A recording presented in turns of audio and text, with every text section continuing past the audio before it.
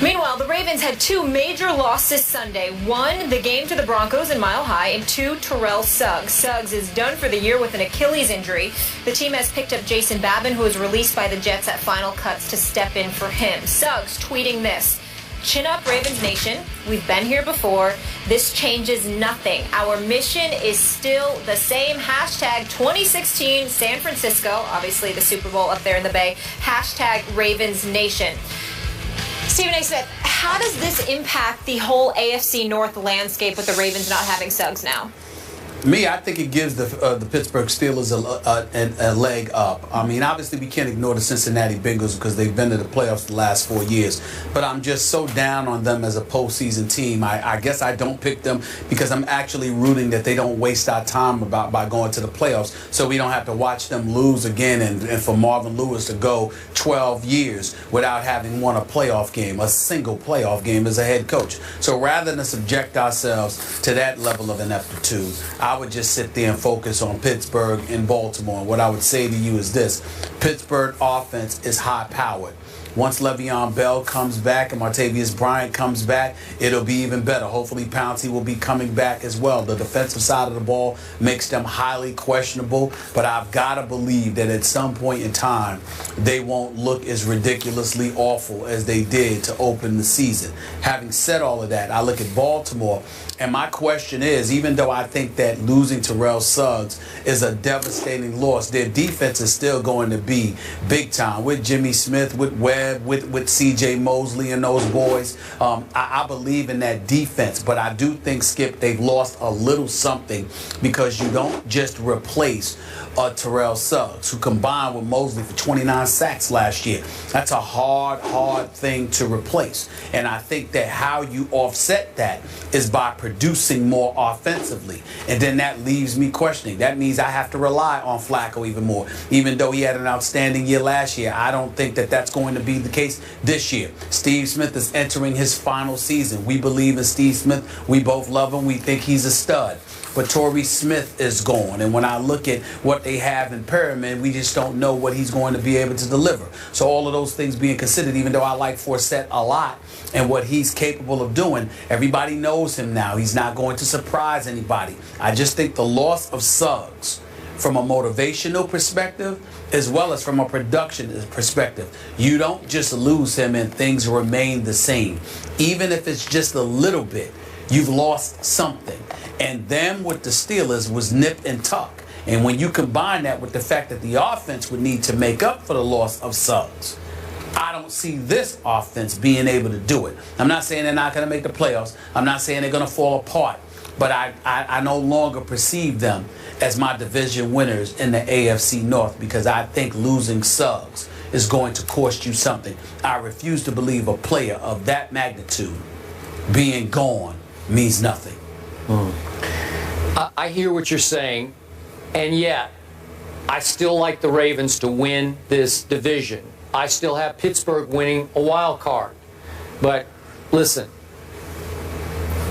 I like the heck out of Terrell Suggs, I should say. Yep. I've had many battles with him on this show, but I respect the heck out of him on the football field. Unfortunately, his other Achilles just snapped. He's had two of them now on both sides. That's just freakish, flukish, bad luck. I don't know what it is. I can't explain. That's the most inexplicable injury of all the injuries. Is why your Achilles, when you're basically doing nothing, just snaps. I guess it's just meant to be. So I feel for him. But he's going on 33 years of age, and even though I completely agree with you on the leadership side, the experience side, the present side of having Suggs in your locker room and on your sideline and in your defensive huddle and sometimes in the backfield on 3rd and long, I get all that.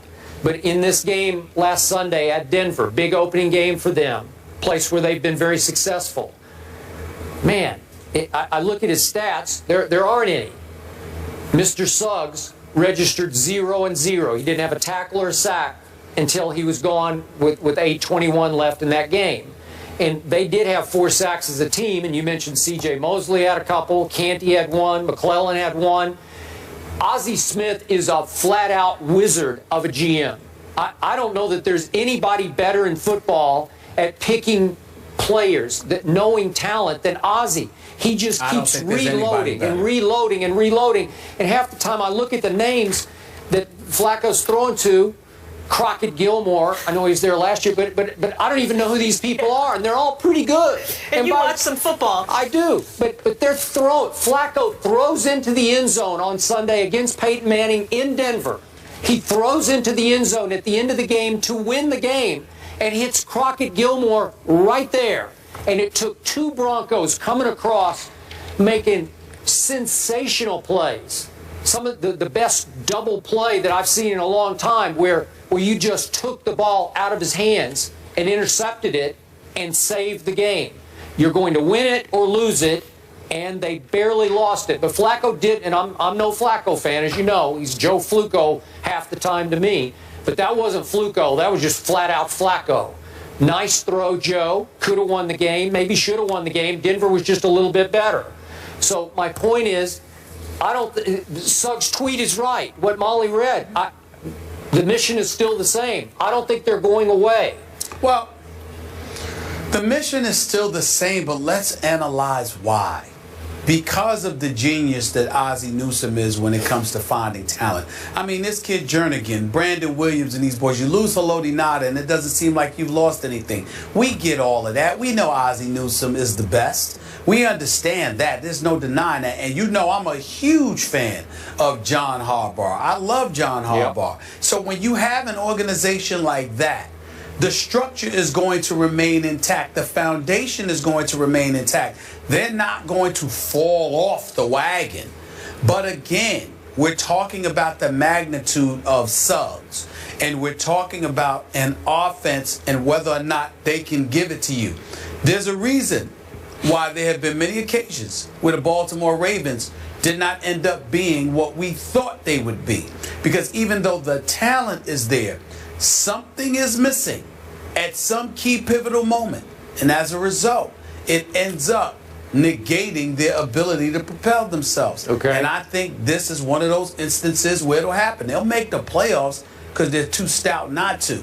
But I just think that they lose a little something with Suggs. And that may be all that the Steelers need to leapfrog over them. Okay, last quick point about those Steelers. I remind you that last Thursday night, opening night, at Foxborough, Tom Brady was protected by 3 rookies in his offensive line. I agree.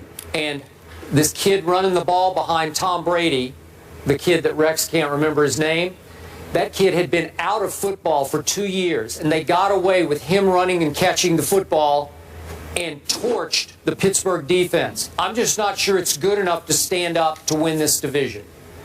Well, I agree with you. The Steelers' defense is definitely suspect. Shazier and Jarvis Jones definitely need to step up. Timmons needs to get in their head and get them to produce something. Yep. And my God, can I please get some kind of pass rush? Pretty please, with Sugar on top. Can somebody on the Pittsburgh Steelers record some sacks? I mean, good Lord. So, Stephen A., you have the Steelers winning the division. Skip, you have the Ravens and the Steelers getting in with a wild card? Yep. All right, here's the AFC North matchups this weekend. 49ers at Steelers, that's a good one. Chargers, Bengals, Titans, Browns, Ravens at Raiders. Beast Mom, I didn't write this. You're all wrong for that. That was funny, though. Marshawn's mom takes to Facebook and blasts the Seahawks play calling. Mark Schlereth is in the house. He joins the desk to offer his thoughts as well. Don't miss it after the break.